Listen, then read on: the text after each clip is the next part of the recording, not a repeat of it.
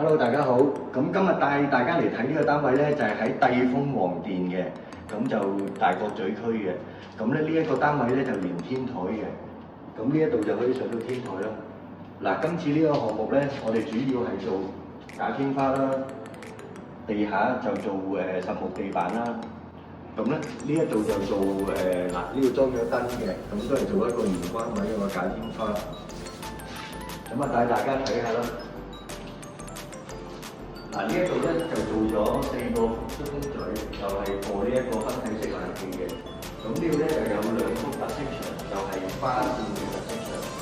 咁地下咧將來就會鋪個5mm實木嘅複合地板嘅。嗱，咁大家睇到呢啲油漆物料咧，我哋都係用美國灰嘅，就呢一個牌子啦。咁走廊位置咧，我哋都做咗個假天花嘅，咁就係裝4盞斜燈。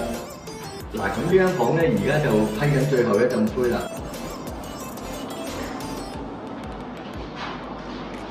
嗱，咁呢一度咧就係我哋代收啦，瓷磚都係關上㗎啦，我哋都會幫客人收貨嘅。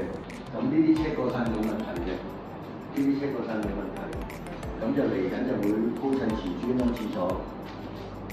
嗱，咁廁所原本咧就係浴缸嚟嘅，而家就改咗做企缸啦。呢啲房都係重新做過油漆㗎啦，產底批灰嘅。